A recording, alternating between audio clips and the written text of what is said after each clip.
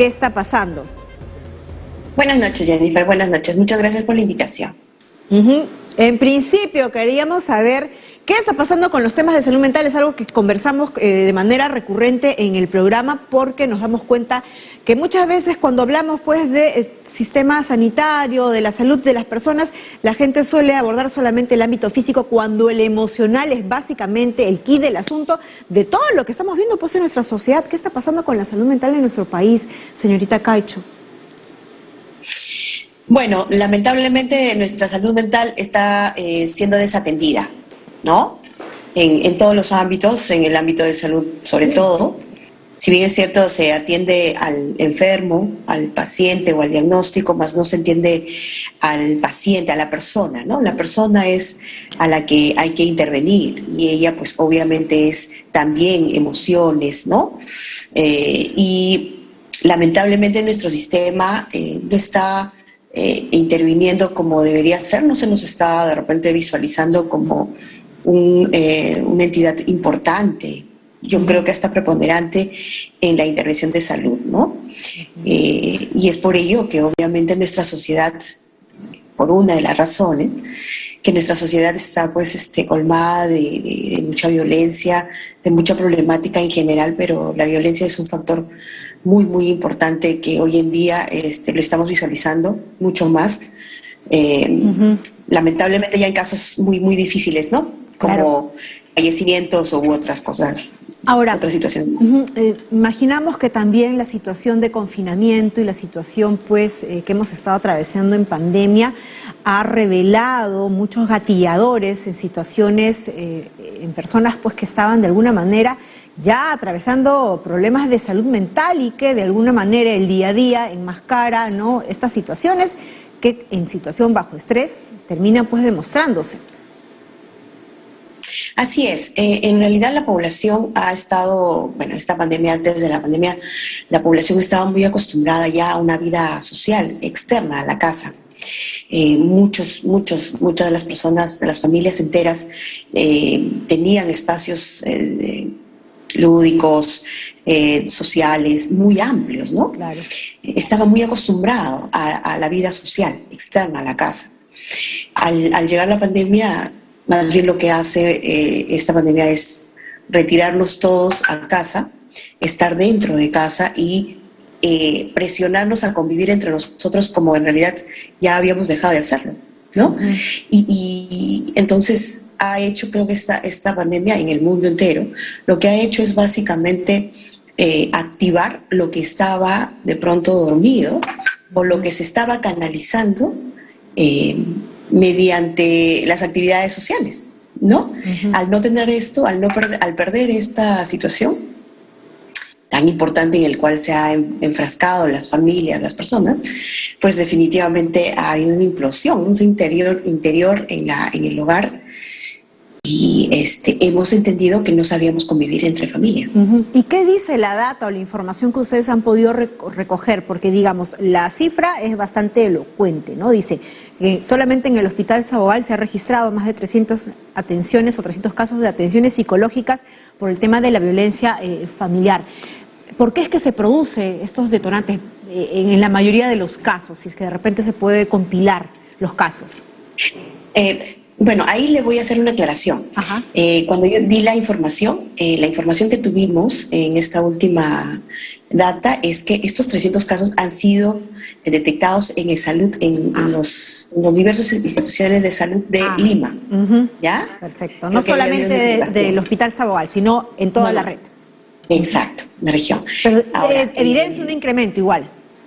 Obviamente, mire, lo que pasa es que no se registran directamente, como hablábamos con el periodista en ese momento, no se registran en realidad las verdaderas datas, ¿no? Claro. Muchas de nuestras pacientes llegan no por la violencia, llegan por sus enfermedades físicas.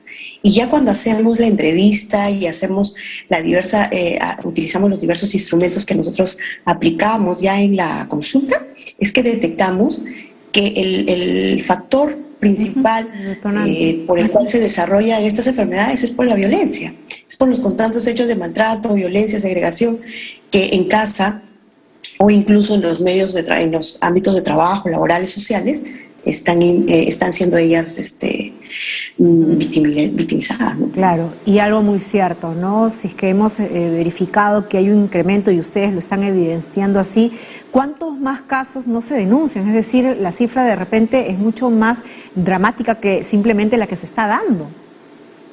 Así es, y de las cuales, vamos a ver, la estadística más cruda dice que de cada 5 mujeres, 3 de ellas han sido ya abusadas física o sexual o psicológicamente en el mundo, y el Perú no es definitivamente para nada excluyente.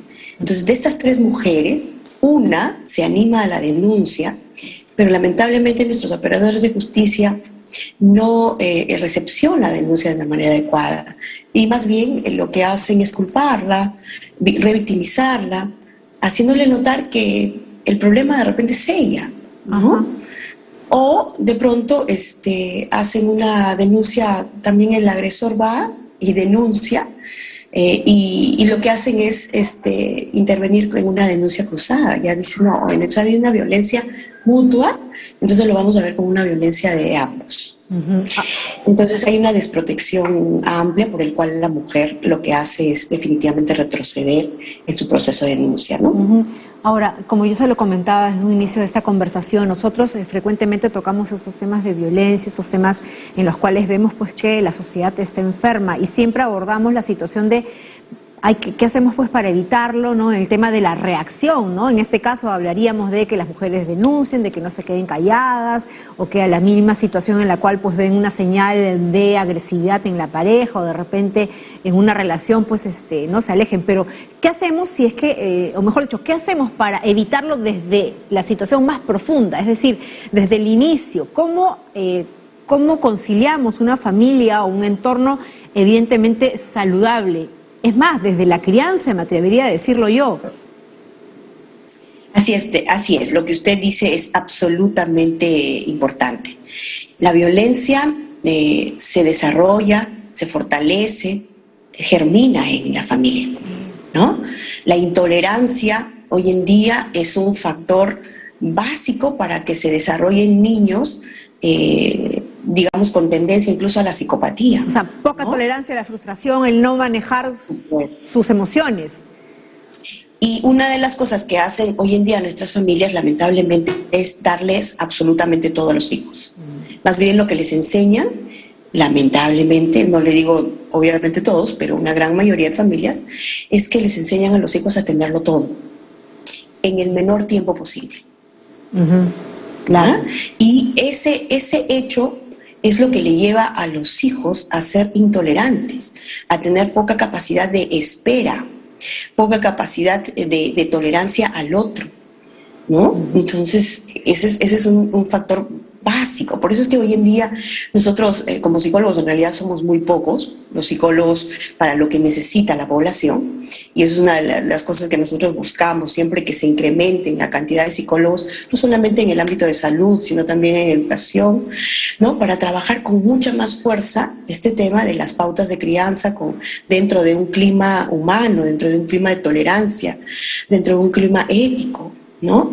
Nuestros padres de familia hoy en día no saben cómo hacer las cosas, creen que como en nuestras generaciones anteriores hubo mucho castigo, entre comillas, hoy en día ya no les voy a dar castigo, más bien les voy a dar lo que ellos quieren para yo curar las heridas que antes nos hicieron, pero también es el otro extremo, ¿no? Claro, se han ido de un extremo al otro, ¿no? El extremo del castigo físico, ¿no? Ese castigo incluso que lesionaba el alma, las emociones, y generaba también muchas cicatrices que luego también se ve en la adultez, hasta el otro lado de la permisividad, en la cual no ya ni se corrige porque se señala que hay que ser amigos de los hijos cuando los padres tienen que ser eso, padres. Vamos a seguir nosotros desarrollando en próximas ediciones de qué está pasando estos temas. Muchísimas gracias, le agradezco, ¿no?, a Jessica Cacho, psicóloga de salud, porque vamos a seguir tocando pues temas que generan o necesitan atención de nuestro país. 7:25, muchísimas gracias. 7:25 de la noche.